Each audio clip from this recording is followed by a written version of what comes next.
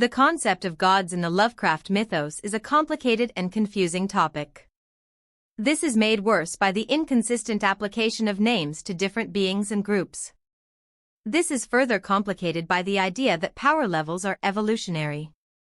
A lesser being can defeat and consume a higher-level being, supplanting and replacing them in all aspects. Even members of the mortal races have been known to ascend to a godlike status under the right circumstances. When we sort through the various names in pantheons, we find three general categories: cosmic gods, planetary-level deities, and demigods. Below them lay the various races of the cosmos, both mortal and immortal. This extends further into quasi-sapient beings and conceptual entities that approach the basic ideas of life and reality. The outer gods are eldritch deities that embody various cosmic forces. As with all of the more mysterious and abstract cosmic entities, there is much contradictory and nonsensical information about their powers, nature, and even their very names. Their number include Azathoth, the Nameless Mist, Yog-Sothoth, Shub-Niggurath, Nyarlathotep, and Nodens. They are distinguished from the Great Old Ones by power level, status, and origin. The Great Old Ones are viewed as more limited and subservient, but there is much confusion and debate over the distinction and their connection. These may also be the same entities as the other gods who protect the lesser gods of the dreamlands. Likewise, these may be the same beings as the elder gods as they share similar roles and members, Nodens for example. Some sources suggest that the Great Old Ones are the progeny of the outer gods and are capable of ascending in rank and power. Nyarlathotep, specifically, often directly involves himself in the affairs of the Great Old Ones.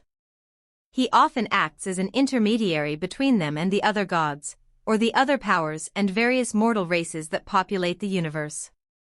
Their appearances tend to vary greatly from one to the next, yet there are consistent themes, such as amorphous shapes, multiple eyes, and tentacles. All are known to have changed their shapes at will for different purposes. The elder gods are the primary opponents of the Great Old Ones who reside beneath them in the hierarchy. Their location is inconsistent, described as being from Betelgeuse, alternate dimensions, or their city in the Dreamlands. The Great Old Ones may have once been the servants of the elder gods before rebelling. In defiance, they stole the elder gods' secret scrolls and spells and hid them away. This led to the elder gods attacking them on Earth and imprisoning them. The elder god Nodens was made their jailer and is said to lead the battle against them when they inevitably escape their prisons in the future. There is some debate over the good versus evil depiction of the elder gods and the Great Old Ones. Some alternative theories include the Great Old Ones being the offspring and inevitable replacement of the elder gods. There is a theory that the elder gods created a universe of suffering and horror, and that the Great Old One seeks to destroy this flawed universe and create a better one in its place. In purpose, there is little difference between the two groups. The presence of both is often just as devastating to the mortal races. The Great Old Ones are godlike alien beings wielding powerful magic or technology. However, they are still constrained by the natural laws of the universe and thus their power has a limited area of effect. Like the elder gods, the Great Old Ones vary in powers and appearance. The Great Old Ones descended to Earth eons ago. Foremost among these beings was Cthulhu and his star spawn. With them he built his corpse city of Arlia in the Pacific.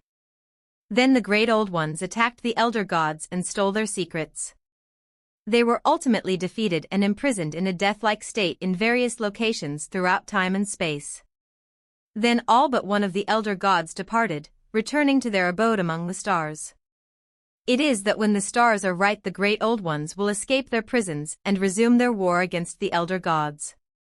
Another factor in their near-death slumber is the eternal cycles of the universe. The Great Old Ones are unable to exist or live in the material world under the current cosmological conditions. However, the unstoppable eternal progress of time makes their escape inevitable. In the early days of humanity, certain sensitives communicated with the Great Old Ones. Legends and cults were the results, continuing down through the ages until the present day. They were assisted by demigods empowered by the Great Old Ones to enforce their will and act in their names. foremost among their goals is always to reawaken their masters.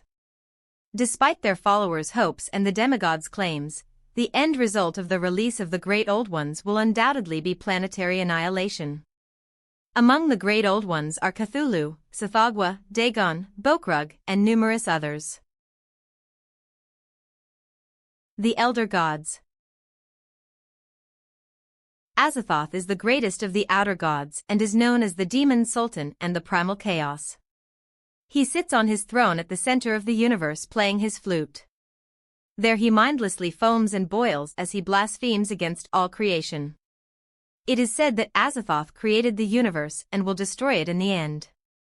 From within the heart of the chaos, he directs the affairs of other gods as their king and progenitor.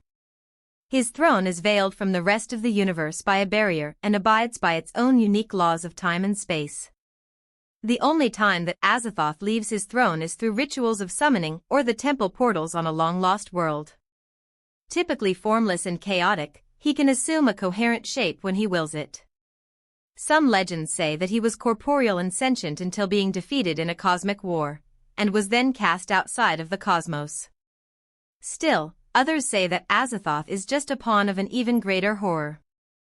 As with all names of power, invoking the name of Azathoth wields great authority over those from outside. Likewise, his secret name wields even more power at a terrible price to those who know it. The seed of Azathoth is a powerful and dangerous substance exuded from Azathoth himself. As the name implies, the seed will enter a world and gestate within the core of the planet. Upon reaching maturity it burst forth, destroying the world and resulting in the birth of a new god. The seed is often carried by his progeny and servants. It is said to be harmful even to these servants and has an entropic effect, degenerating and dissolving organic material in its local area. Several species are rumored to craft weapons and tools out of this material. There are 2 known copies of the Book of Azathoth. One was found in a nondescript apartment, the other is carried by Nyarlathotep. It is said to contain a description of the cosmos and its underlying structure. It is also said that one must sign the book in blood to serve the outer gods. Lastly, the book is said to praise the outer gods and mock the mortal religions of earth. Little is known about the nameless mist, other than it is the firstborn of Azathoth and the father of Yog-Sothoth. It is served and worshipped by the Gugs. Yog-Sothoth is described as the key and the guardian of the gate, where all time, space, and dimensions intersect. Yog-Sothoth is the offspring of the nameless mist and the father of Cthulhu and Shub-Niggurath. It is said that Yog-Sothoth shares dominion over the universe in the court of Azathoth. Yog-Sothoth has appeared in many forms, a black cloud, a humanoid, but its most recognizable form is as a cluster of glowing spheres. Yog-Sothoth and Nodens are bitter adversaries, with him eternally hunting the cosmos searching for Nodens. Yog-Sothoth is not widely worshipped, except by the Migo and the sorcerers of various mortal races. The powers granted to his adherents include the manipulation of time and space. Yog-Sothoth is called the Lurker at the threshold for his inability to enter our dimension except when summoned. It is believed that Yog-Sothoth is imprisoned in the point of overlap between time and space, unable to escape. There is another theory that Yog-Sothoth is omnipresent, and is himself the barrier between realities. That he physically separates our dimension from others, as well as the great beyond. When summoned, he effortlessly ignores any barrier and limitation, making him extremely dangerous in the physical world. Summoning of Yog-Sothoth usually involves a living sacrifice and a circle of megalithic stones. Unlike when invoking the name of Azathoth, using the name of Yog-Sothoth always results in the doom of the one invoking it. Those who serve Yog-Sothoth usually come to a terrible end, even if they are successful. He inevitably claims their souls no matter where or when they hide. Even death and dissolution are no escape from a bargain with Yog-Sothoth. Nodens is an elder god and is known as the Lord of the Great Abyss. He is the master of the night gaunts. He has been connected with forms of healing, reproduction, and hunting. Nodens is the guardian of the prison of the Great Old Ones. However, one day he will sleep and the gods will be free to wreak havoc across creation. Nodens was one of the first inhabitants of Earth, having arrived billions of years ago to create worshippers. He departed with his followers upon the first arrival of the Great Old Ones. He will one day return to hold dominion over all of Earth once again. Nodens has a reputation for being helpful to visitors to the Dreamlands. He is often in opposition to the machinations of Nyarlathotep and Yog-Sothoth. Nodens typically takes the form of an elderly man. Hypnos is the Lord of Dreams. He is typically depicted as a young man with pale skin, sunken eyes, and a great beard. He is generally helpful to travelers who encounter him. In one such encounter, he led the traveler through enlightenment, transcending realms beyond space and time. When they reached the edge of existence, the traveler ultimately abandoned the journey. Hypnos passed through the barrier and was driven mad by the sound of the fluting of Azathoth. Shub-Niggurath is called the goat with 1,000 young and the black goat of the woods. Although a shapeshifter like the other elder gods, Shub-Niggurath is usually referred to as female and is associated with the face or form of a goat. Other forms include a massive cloud with tentacles and goat hooves, and a hooded and robed humanoid figure. Often depicted present at the court of Azathoth, Shub-Niggurath has been credited with being in many locations on many worlds across many dimensions.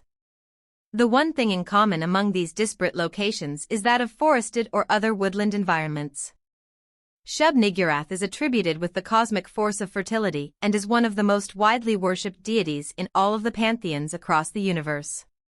These adherents include the Migo, ancient Egyptians, and the massive serpent worms called doles. Often worshipped under different names such as Artemis and Hecate from the Greeks, and other Mother Earth-related deities. In exchange for living sacrifices, Shub-Niggurath provides healthy, strong offspring and large harvests. Shub-Niggurath has procreated with many other gods, producing a variety of gods and demigods. Like the seed of Azathoth, Shub-Niggurath's milk is said to have similar but smaller scale properties for creating and transforming life.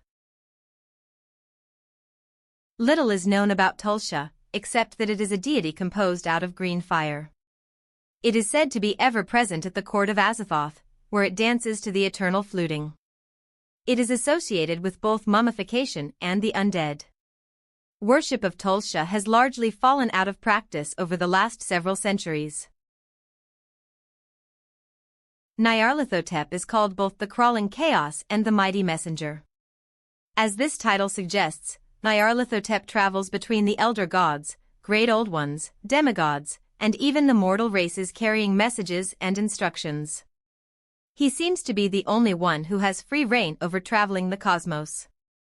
Nyarlathotep has more forms than any other being in the mythos, far too many to be listed here. Among the more notable are noxious yellow slime with tentacles, a great sphinx, a pharaoh, a green man composed of leaves, a cloud of darkness, a woman with no face, and various types of skeletons and corpses. Nyarlathotep is different from the other gods. His attitude varies widely with time and circumstance, while the other gods behave generally consistently across their activities. He at times works with the elder gods and the great old ones, and at other times works against them and even voices his contempt for them. Likewise, the followers of Nyarlathotep variably work with, or against, the various cults dedicated to other gods. A great deal of our information of Nyarlathotep is from ancient Egypt, where he was worshipped as one of the primary deities of the land. In time, the people rebelled and struck his name and existence from the record, reassigning his deeds and attributes to other gods in their pantheon. The worship of Nyarlathotep was continued in secret and regularly surfaced throughout Egypt's history into the present day. Nyarlathotep is said to obtain great joy out of singling out a person to bring into his thrall and grant them power. However, it always ends in the follower's madness and death. In the final days, when the elder gods destroy the world, Nyarlathotep will appear openly. He will demonstrate his power by showing signs and wonders in the cities of man. Then he will devastate all of creation. Thank you for watching this video. Please like and subscribe.